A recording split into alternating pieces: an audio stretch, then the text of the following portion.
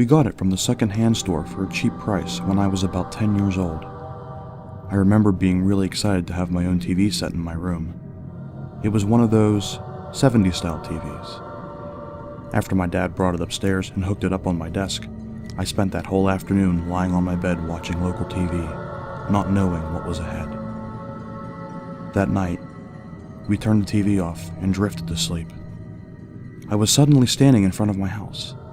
It was daytime. The sun was brighter than normal. A shadow-like figure was in the distance.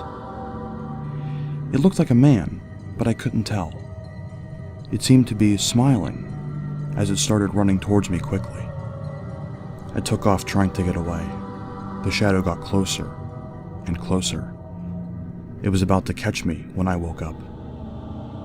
The TV was on full blast, which was strange because the TV was hard to turn on.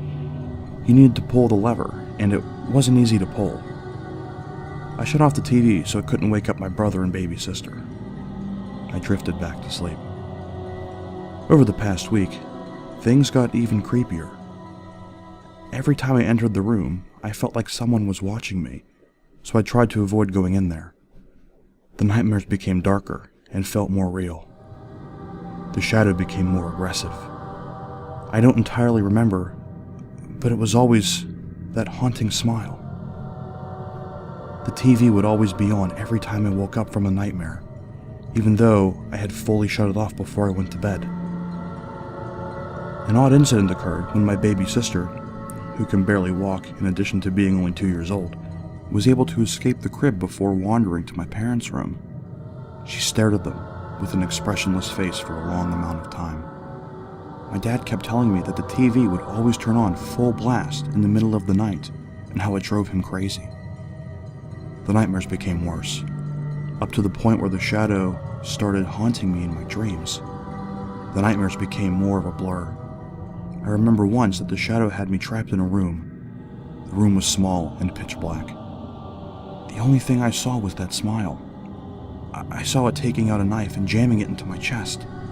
The pain felt so real, so intense. I instantly woke up and checked if I was alive. One morning, I was in my room playing my Game Boy happily when I saw the shadow standing at my doorway. This time, I saw him clearly. His face was decomposing, and he still had that horrific smile. He stared at me with those crazed eyes.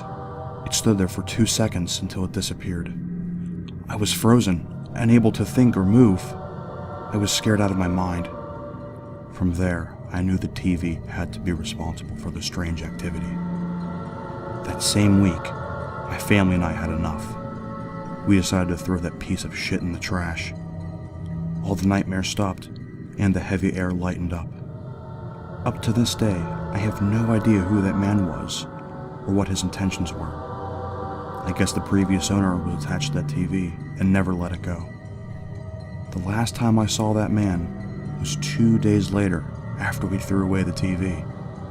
It was night and dark. I was staring out my window because I had nothing else to do. He was standing in an alley beside my house, waving goodbye. Hey guys, Evan again. Thank you again for listening. As always, we appreciate it. Sorry if this goes up a little late. A few technical difficulties on my part. But yeah, I'm doing Wednesday this week, Jason's doing Friday, and I'm doing a Christmas Creepypasta on Sunday. So look out for that, and thanks again.